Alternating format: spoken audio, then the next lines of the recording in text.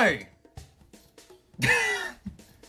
That is a terrible way to start a video.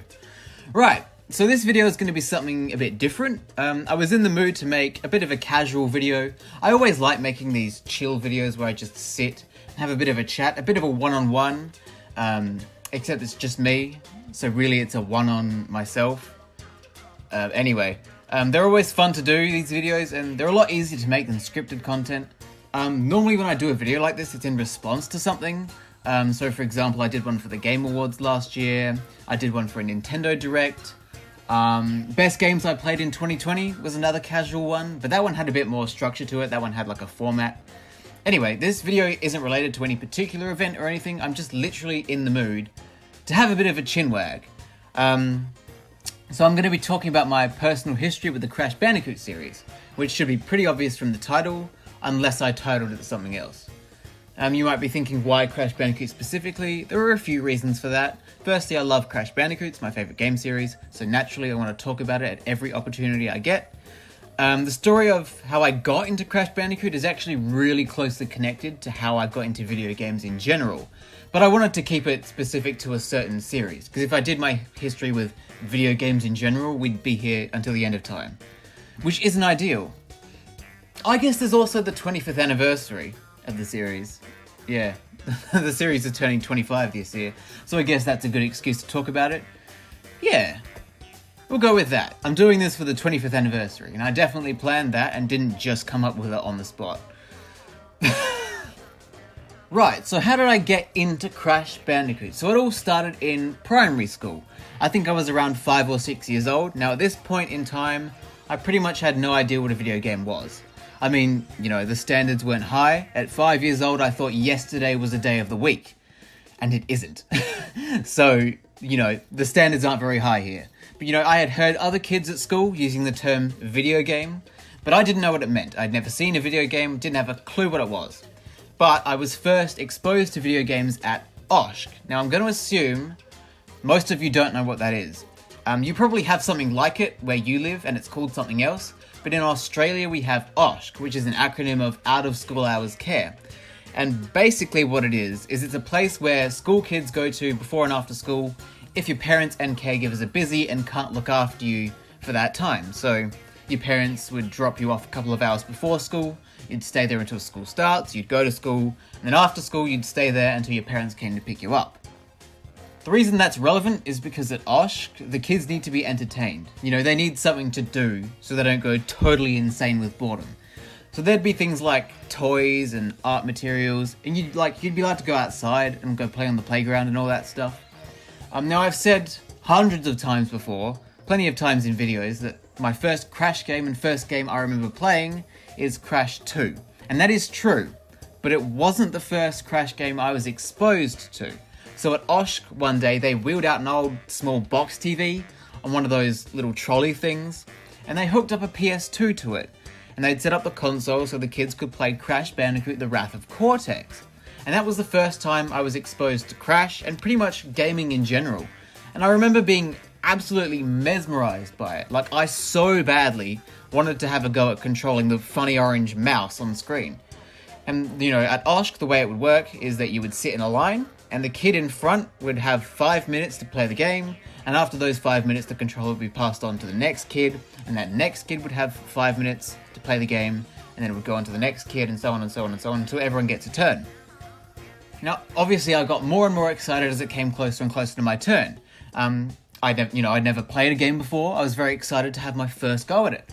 And there were 2 kids in front of me. I was literally 10 minutes away from my turn. And it was at that moment where I heard from the other room, "Torin, your dad's here to pick you up." Now, I wasn't happy about that. I really badly wanted to play this game, so naturally I didn't move. I was reluctant to move. Dad walked into the room to come get me, and I said to him, "Dad, can I please just have my turn first before we leave? I really want to play this." And he paused for a few seconds to see what was going on, and I specifically remember that the kid whose turn it was swimming around in Seashell Shenanigans, which is the first underwater level in the game. And Dad said to me, "Nah, mate, you can play when we get home." Now, that choice of words really confused me. What did he mean we could play when we got home? We don't own any of this stuff. We can't take it home with us. What's he talking about? Now, when we got home, Dad told me to wait in the lounge room and sit on the couch. And I still remember the scene. I remember all the old furniture we had. Even though this was like early 2000s, it gave off strong 90s vibes. Like we had a bright blue couch, an old school TV. The entrance to a hallway had those rainbow bead curtain things. You know, definitely not with the times. Anyway, I was waiting in the lounge room thinking, what on earth is going on? And then Dad comes in the room with this weird grey box with wires that he hooked up into the TV. And I asked what he was doing, and he said, this is a PlayStation. You can play games on it, just like you wanted to at Oshk. And he set it all up and booted up Crash Bandicoot 2 Cortex Strikes Back. And he plugged the controller and the memory card in, and he passed the controller to me, and I started playing. And I absolutely loved playing that. Even though I never got any further than Turtle Woods, I loved playing the game. And that was my first experience playing games that I remember. And that late afternoon, early evening, was essentially my gateway into Crash Bandicoot and by extension the world of video games. Oh, and I should probably mention my younger brother was there for most of that too, but I doubt he remembers any of it because he's younger than me. Anyway, over time I was introduced to more games. Following Crash 2 was Crash 3, Crash 1 and CTR in that order, and I was absolutely obsessed with them. And I never got very far in any of them, but I had an absolute blast. You know, this was back in the old days where you would pass the controller every time you died, and me and my brother would never get very far, but it was always fun. A bit later on, I'd say maybe a year or two, I was introduced to the Xbox, and on it I played, among other games, Crash Bandicoot The Wrath of Cortex, where this whole story began. Now, I don't know if the Xbox was recently bought, or if Dad had just been hiding it away in his secret gamer stash. You know, my memory's a bit foggy there. But I love that game as well, especially the Atmosphere levels. I thought those were super cool. It was just so amusing to just roll around in a giant ball. Now, I can't remember if it was a birthday present or a Christmas present. It was probably a Christmas present, but I was gifted with Crash Twinsanity. Now, Twinsanity is famously a bit of a mess. But as a stupid kid, I didn't know or care about bugs, glitches, whatever. I was just thrilled to be playing another Crash game. Twinsanity was a huge one. I was obsessed, like, to a fault, and that was all I would play. I'd play through it, beat the game, and then I'd start all over again from the beginning. And it was just fun. At the time, I thought being able to play as Cortex was absolutely amazing. I was obviously totally ignorant to how shit his gameplay actually was. But I also loved playing as Nina. Even though I think Twinsanity as a whole leaves a lot to be desired as a game, I look back on it fondly, and I welcome all its flaws with open arms.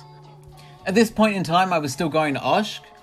You know, I wasn't old enough to be trusted not to die while on my own. Over time, Oshk had acquired some newer games, and also introduced some new consoles to the mix. They even had like an N64 with Banjo-Kazooie on it, which is pretty surreal. Anyway, among the new games was Crash Tag Team Racing, and I found it very confusing to play during my extensive 5-minute turn. I didn't really know what I was supposed to be doing, but I guess I found it entertaining enough at the time, for those 5 minutes that is, you know, looking back. A dumpster fire, but at the time I thought it was alright. There was a period of, I'd say, a couple years where I simmered down with the Crash hype. Crash was obviously what I played the most, but I did spend some time playing other games on the PlayStation and the Xbox, so I spent some more time playing those. And we'd also gotten a Wii since then, and I also spent a lot of time trying to wrap my stupid child monkey brain around that witchcraft. But then came the Xbox 360, and with it, the next two main Crash series games, Titans and Mind of a Mutant. Now, I was very excited to play these games, but as you can imagine, I found them confusing. You know, I kept asking myself things like, why do all the characters look so weird? How do I actually spin? What's the deal with riding these monsters? Is that tiny? Why do I have to keep coming back to the Ratskill Kingdom? Even as a little ankle biter, I was able to call Mind of a Mutant out on its backtracking bullshit. I did enjoy the games, just not as much as I would have liked. I do have one specific memory where I was playing Mind of a Mutant, and in the Ratskill Kingdom there's a section where you have to use TK's psychic powers to pull out these purple rectangular platforms from a frozen wall. And both me and my brother could not figure out how to do it. We spent like an hour trying to figure it out. Pretty funny looking back. As many Crash fans will know, Mind Over Mutant was pretty much the series' last hurrah before it went dormant. It wasn't until 8 years later that the next proper game would release, so I was left with a Bandicoot-shaped void in my soul. Since by this point I had figured out how to spell words, I decided to use the internet to find out if there were any other Crash games out there to play. And, there were plenty of them. So over the years, where Crash was thought to be dead, I took the time to go back and play all the games that I missed. It was slow, and because I was an adolescent with no money, I couldn't exactly buy all these games or demand them from my parents, so I ended up emulating quite a few. And anyone who's done emulation before will know that it's never as fun as playing the real thing. But yeah, I'd say from about 2012 to 2014, I slowly went through all the games that I missed. So that included like Bash, Nitro Kart, the GBA games, all of them. And they were fun. Not as fun as the PS1 games, but they were still fun.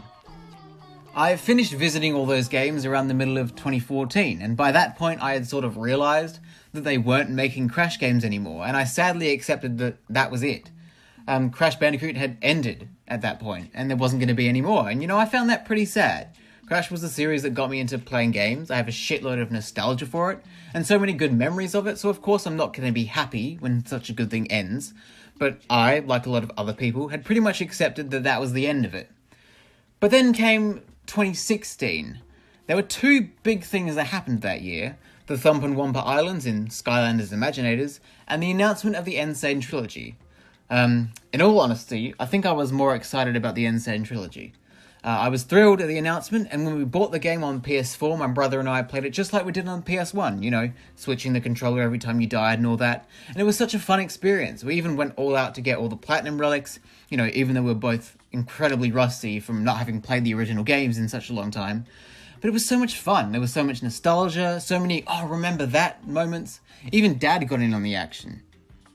2 years later came Crash Team Racing Nitro Fueled, which I think is the best kart racer ever. Knowing how badly I sucked at the Insane Trilogy when that came out, I decided to revisit the original CTR to practice for when the remake came out. That did not help a bit. I was still terrible, but the game was incredible and kept me entertained for well over a year. There was so much to do in the game at launch, and I was overcome with joy seeing all the old characters and locations brought back with so much expression and personality. By far, my favourite part was the Grand Prix. It was a blast seeing all these new racers join the party, seeing brand new tracks, references to the most obscure corners of the series. I literally got high off of nostalgia. It's such a fantastic game. I remember at the beginning when I first started playing, I could hardly beat Oxide's time trials, but by the end I was able to beat all the developers. That just goes to show how much I love the game, that I was willing to stick through it and go that far with it. The next year, which was last year, 2020, brought us Crash Bandicoot 4 It's About Time, and I can say this with confidence that it is the most excited I have ever been for a game announcement. And it's one of my favourite games of all time. I absolutely adore it. Everything about it is fantastic. I 106% completed all the developer times, and then did it all again a second time. And I even went as far as to review the game, and I made a handful of videos on it. And, the fact that it's the first original entry to the series since Mind Over Mutant, the fact that it proved that Crash had made a comeback, even after I and many other people had accepted the death of the series, just made the whole experience so much sweeter. I guess if you want my full thoughts on the game, check out the review, because that's the best place to find all my thoughts about the game. It's almost an hour long, so you'll definitely get your time's worth. Anyway, that brings us to this year, 2021. Crash Bandicoot on the Run was released this year, and I think it's pretty good. My experience with this game was pretty much a dream come true for a Crash fan. I was lucky enough to be able to trial the beta for the game and help the developers beta test it. And, as someone who has adored the series since I was 5 years old, that was just amazing, and I'm glad that the game is doing well. I've been playing it on and off, and it's pretty fun. Great game to play on the bus or in the bathroom, And that, I guess, in a nutshell, is my history with the Crash Bandicoot series. I have no idea if people will enjoy this video. It's basically just me telling a story, and I have no idea if people are into that kind of content, but, I was in the mood to make it, so there you go. I guess I should do some sort of outro, hey? I guess, let me know how you got into the Crash Bandicoot series and your experiences with it in the comments section if you like. only if you want to. I'm not going to force you. Also the obligatory YouTube stuff, like subscribe, share the video, all that. Also let me know if you like this style of video, you know, the more casual stuff, because I enjoy making them. They're also really easy to edit and put together. Anyway, cheers, thanks for watching, I'll catch you later.